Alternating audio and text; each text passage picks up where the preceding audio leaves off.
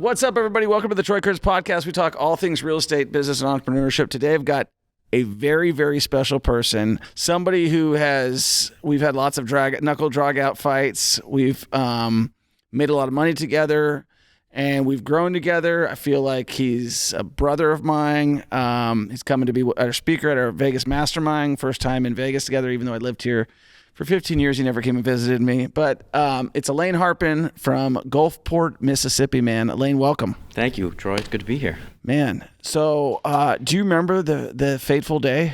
You talking about our first engagement? Yes. I do. Let's talk about that. All right.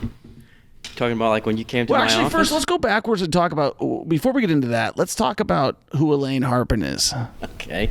I'm just a schlub from the Northeast, moved to the South, met my wife, had 3 kids, I got lambasted by the Hurricane Katrina and decided I wanted to sell real estate. And then a few short years later, I met you. Before that, you were working, what brought you down to the Gulf Coast? I was with a hospitality company, and we traveled along the Southeast region. What were you doing? I was working in coliseums and convention centers doing food service. You're walking around with a tray. It's at some points, yeah. Right. So your life was in the hospitality business, and then you decide, what brought you into real estate? I've always wanted to do it. It's kind of like one of those passions that a lot of people have that they're just really not sure how to do it. Right. And so I met you, and you were working at Gardner Real Estate. Yeah, I was working for a big box, and like so many others, just not happy, just, grinding it out, doing the same thing that so many other people are doing in an office, and just didn't enjoy it.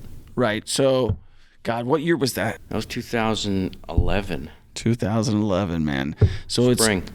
It's 2023. Yeah. Just to kind of let you know where I was at, I had actually, in my small mind, I had looked at, Mississippi, and I've always wanted to own a piece of land in Mississippi for whatever reason. I read a lot of these books as a kid about Huck Finn and this and that and the other thing, and Vegas is collapsing at that point in time. Right. And I'm thinking, man, if the market of Vegas is going down the drain, then these people in Mississippi must just be giving away their property. And so we started to look for a piece of land, and I had flown in with a friend of mine and to watch a Saints game, and we started looking at land up in Mississippi. I think this was in 2010. Okay. And I started every time we went up to Mississippi, we'd go through this little place called Gulfport, Biloxi area. And I'm living in Vegas, and for the guys who don't know what Biloxi is like, it's a casino town. Right. And I'm like, this place is pretty cool. And at that point in time, I believe that, I'm making a threat to myself. I told my property manager that I'm not buying any more properties in Vegas until you're at 80% occupancy. And we were having some problems with occupancy. Actually ended up backfiring, but I met you, so it ended up working out just fine. But I've heard that argument too, though, by the way, or that threat. What threat? Yeah. I'm not buying any more properties in Biloxi until you take over my properties. Oh, yeah, you did get that threat.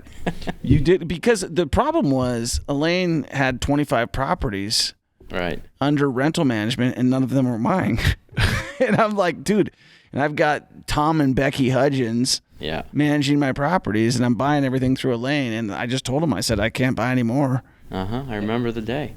Yeah. So let's talk about that. Yeah. We were at that conference in Texas. Okay. So I did it in person?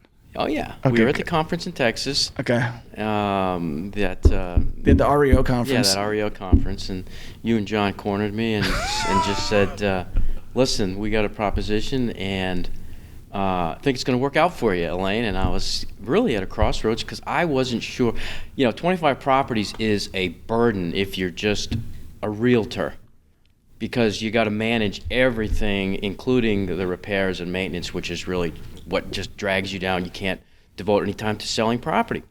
Right. So you guys lumped 25 in my lap and said, this is going to work out for you. And I realized that you were telling me something that was really a good thing. And so, yeah, I didn't hesitate. No, you didn't. At that point in time, we had built a good enough relationship. The first property that I called you about, do you remember that one? That was funny, yeah. Yeah, let's talk about that one. I was doing some REO sales back when they had some independent relationships with realtors before they went to the big guys individuals like you. Right. And so yeah, we used to go ahead, and they were really good listings because they would like to go through them, renovate them, put them together, and then put them on the market.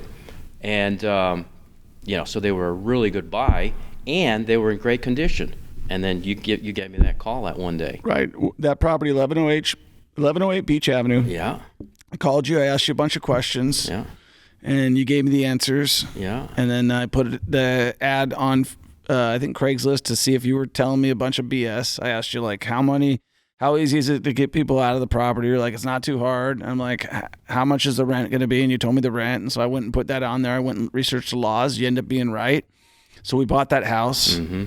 I don't even know how one led to two, but one led to two led to three. And before you know it, how many properties are you right now managing for myself personally, and then John and me together? You personally bought 65, and with John and you, another 25, I think. So we're close to 100 all in, and then we've got a bunch more that we just recently bought. I mean, you guys just locked up 3.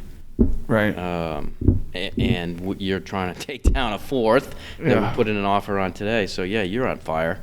Well, and here's where I want to go to in this conversation. So obviously, Elaine and I got together. We built a relationship. Elaine is, as he always tells me on the phone, I think this is the conversation we just had the other day. He's like, people really hate me because I'm the guy who comes in there and just picks apart everything. But he is thorough. He's got a great construction thumb. I've said that from day one. You have. And he's thorough and he's loyal and he's honest and he's everything that you'd want in a property manager. But he's also his own biggest enemy, right? he does a lot of this stuff on his own, and so we kind of sold you on the property management to try to get you there. But how many properties are you managing right now? Yeah, we're right at around 400, and we may be securing that big load. I got a meeting with those folks this week. Did you ever want to invest in real estate? Did you ever want to live the life of your dreams? Did you want financial freedom? Did you want to break the generational curse? Did you want to help your parents out? Did you want to help your mom out? Maybe you work for a job that you don't like. You know, they say there's only one reason to work a job, and that's to learn, right? If you're not learning at your job, you're just going through the motions, right? We have a free Facebook group, the Millionaire Mentorship Facebook group for real estate investing. Make sure you join. The link is in the description.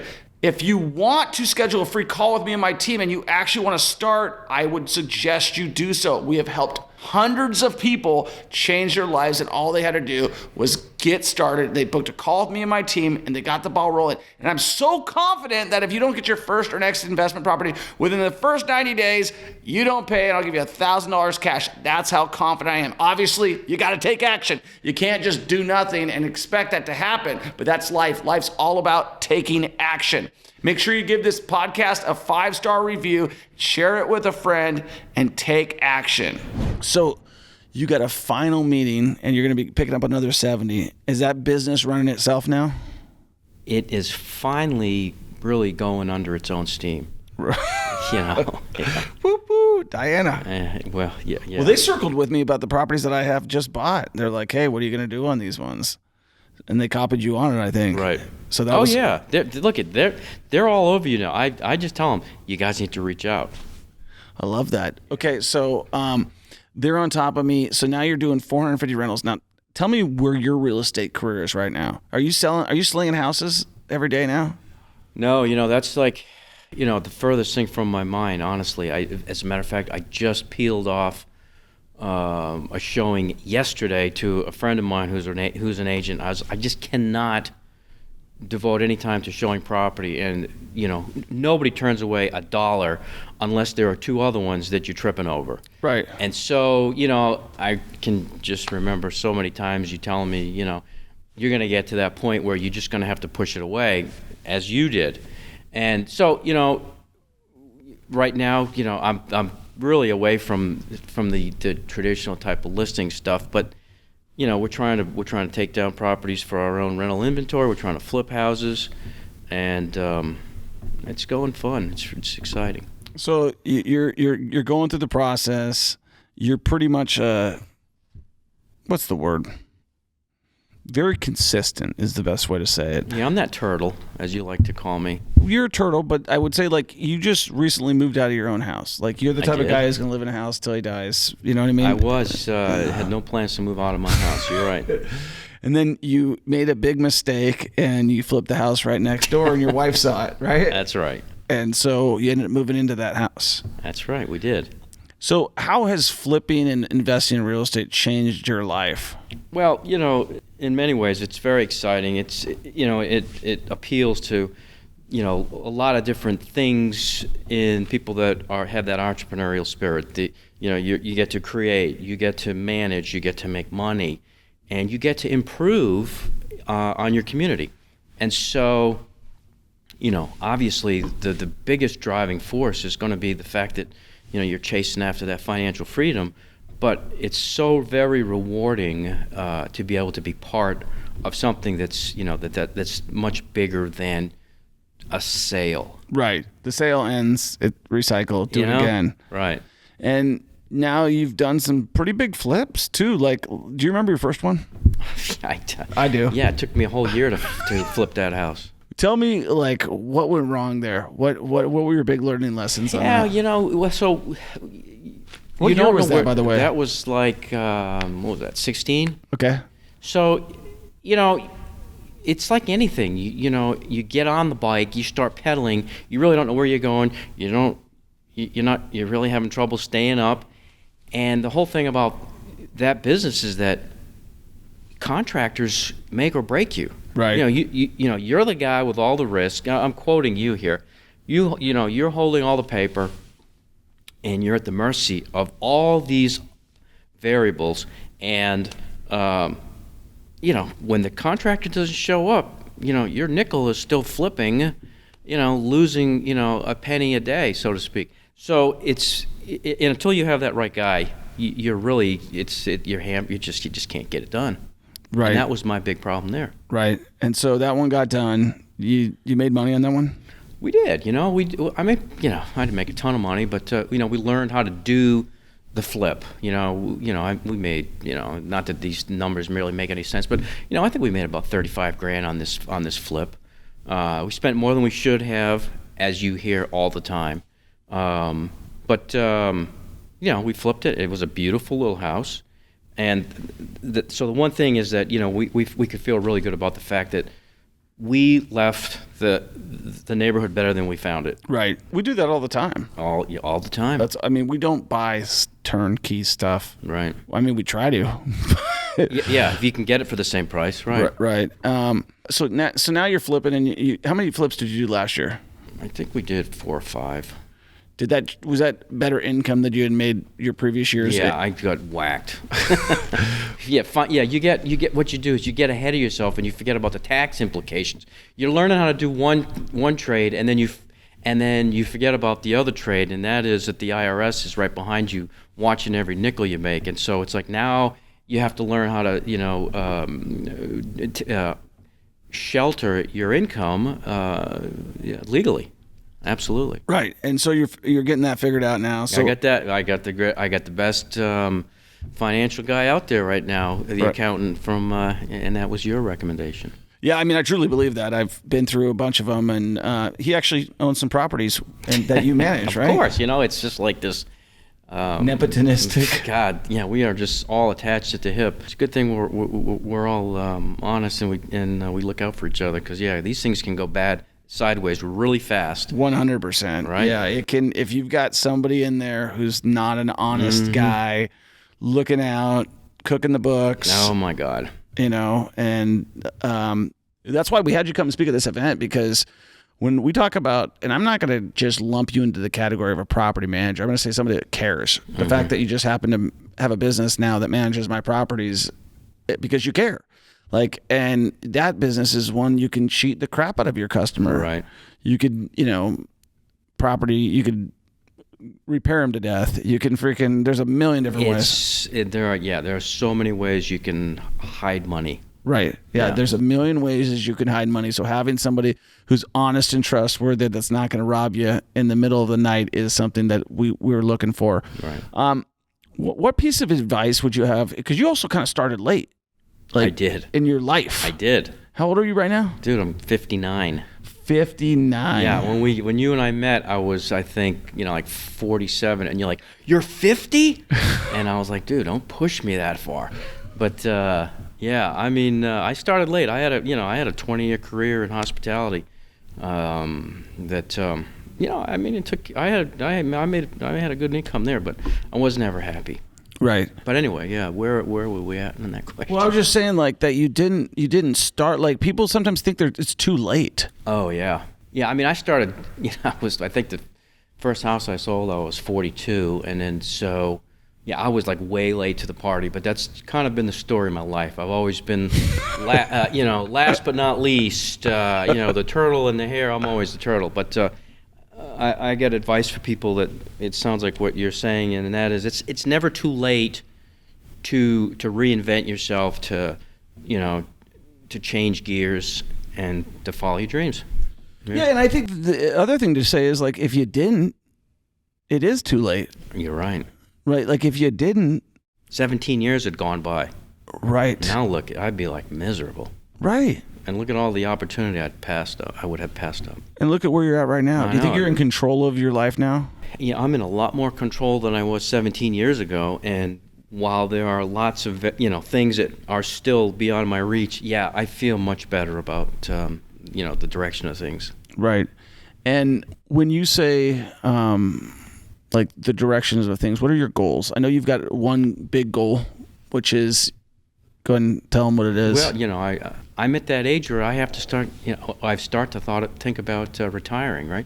So, I want to head back east. I'm from New England, and so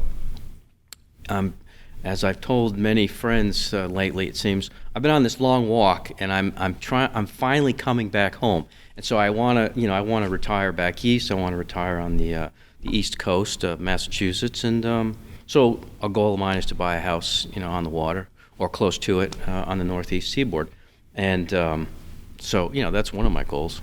What are some of the other ones? Well, obviously that financial freedom, that independence. I remember when you and I first started working together.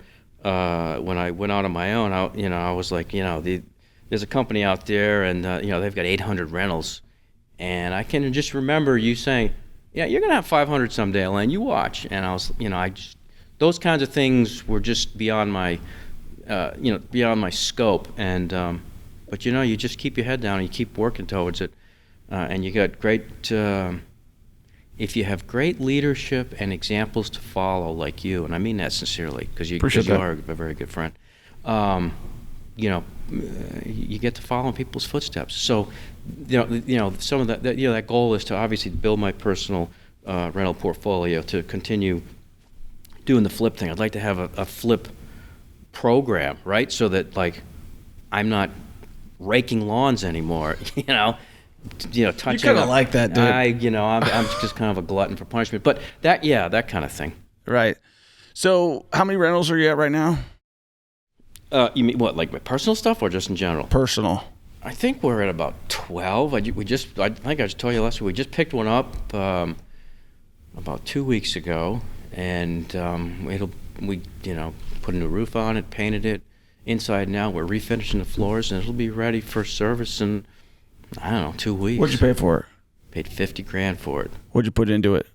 We got about 17 in it. So $67,000. Mm-hmm. What's it going to rent for? It's going to rent for somewhere between $9,000 and $950,000. Okay. So it's it's a cute little 3-1 wood frame. Good. And how much are your property management fees on that? Well, they're 10%. I charge myself like I charge everybody else, and that way it just goes into the mix, and it is what it is. Right.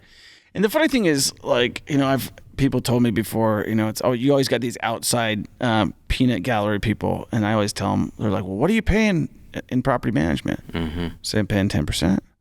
You can't get it for less? I'm like, I'm sure I could. And I've never squeezed you down on that, have I? No, you never have. This is a great opportunity. To squeeze me? I'm messing with you. We'll do it on camera. Right. Put me on. Yeah, no, I mean, and this is what I mean, is like, when you start devaluing someone's hard work by saying, I really appreciate you, Elaine, but that 10% that I'm paying you, it really needs to come down to 9, 8, 7, whatever it's going to be. Then he starts thinking, that hard work I'm doing for you, Troy, that needs to just stop. And then it's a you versus me type of a thing. And so my attitude is provide value. Like I try to provide every time we talk, I try to provide value to you. Right. You try to provide value to me. And I think that, if you can have a symbiotic relationship with somebody where both people benefit and not just one person benefits, like I feel like that's our relationship. Like I feel like I can call you up even, in the beginning it was a little bit tough. Like even if I bought a property from somebody else, like, and you're like, you really did that. And I'm like, I did, Elaine. I'm sorry, but I got to get the deal. And in the beginning, it was tough for you to take that on the chin. It was. We have an ego. And we question the loyalties, the friendship. There's a lot in the mix between business and friendship, and equal shares of success. It gets to be busy, and when you're at an early stage, it's hard to be able to sort all the pieces out, but we did. Right. We sort them out. Now I think it's built more trust. It has. It has, because I feel the same way you do. I believe that I hate being like, mushy, but You're good. We're there for each other, and it's like you said, you have to be that way in a business relationship, because I think most or many business relationships today are really built on, maybe this country club arrangement where, I benefit you to the extent that you benefit me, but it's really on my terms and it's not on your terms. But I have to meet your terms, and if I meet your terms, I believe that you'll meet mine. Right. And if somebody who's out there listening right now and they're thinking about getting started in real estate investing, I would say that, I've been a mentor towards you, and we're doing that now. Now you've seen we've launched that program. Would you say that they're going to learn something? They're going to get the tools and success? I mean, I always tell people I've coached hundreds of people, and you would be one of those people that I feel like, I've been helping you out. Have been. Yeah. And without a doubt. And so we've launched this program now to help other people. And we, truthfully, and I'll just say this on camera, we're not going to make a nickel on this thing. Like if we were to just do this whole program together, it's a losing proposition. Right. And you start to question things like, why the hell am I doing this crap? Because of the amount of flights we paid for, and this and this and the hotel and this and that, and then everybody we're going to pay for, and this guy and this guy and this guy. And you're going, why the hell am I doing it? And it goes back to the whole thing is like, if you help enough people get what they want, you're going to get what you want. That's why I'm doing it, because I know eventually I'll figure out my formula, just like I figured it out with real estate. And now I have the ability to buy house after house in Mississippi where I don't have to call you. I mean, we had how many conversations where we were screaming at each other? We've had a handful. One in particular I remember pretty good, but other than that, it's just been mostly pretty pleasant. There's not a lot of monitoring. There's not a lot of, in the beginning, you're obviously checking everything a lot better than you are now. And then you kind of say, oh, well, I don't need to check this one so much no more. Would you advise people to get started investing in real estate? Absolutely. Would you advise people to take action and stop waiting? Yeah, that's your obstacle, right? It's the biggest roadblock. Don't wait. Quit questioning or second guessing yourself. Just do it. You did it, and so many of these other people that you've influenced have done it. I did it, and the biggest obstacle for me is probably a tie between being afraid and being afraid that I didn't have enough money in case I extended myself. And so at an advanced age, when I started late, I think that pressure weighed on me more. However, if you're 25 and you've got the desire to do it, I passed a couple opportunities out earlier in life to do it, and I ended up circling back. So don't wait, because it's like we said earlier, you'll never get that time back. Right. And that job that you work in that never forgives you, and you're never satisfied about. You're just wasting your time, wasting away. Right. You have to, I mean, and you can do this when you have a 9-to-5 job. You can flip when you have a 9-to-5 job. Sure can. You can wholesale when you have a 9-to-5 job. You can build a rental portfolio when you have a 9-to-5 job. Most people are doing it. Right. Most people who are investing in real estate, like, you know, I didn't start full-time investing. I had to start somewhere. I mean, I started with working 2 jobs to buy houses, and then, you know, you get into it. So I really appreciate you coming on the show today. I appreciate you sharing. Any final tips that you would give anybody? Yeah. Get started. Don't wait any longer. Do it. Just do it. And if they're going to buy properties in Mississippi and they need a good property management company, how do they get a hold of Alain Harpin? You can call me at 228-324-7187 or just subscribe to your channel. You could subscribe. Alain's a frequent guest on our show. He's someone that has helped me out a ton. I'm so glad that I made the call to the right person that day. I have checked it out numerous times, as you know, and I always stick with Alain. And it's true. I mean, you know, sometimes you feel like something's better, but if you have somebody who's honest, trustworthy, and that you feel that you can impact their life by providing value.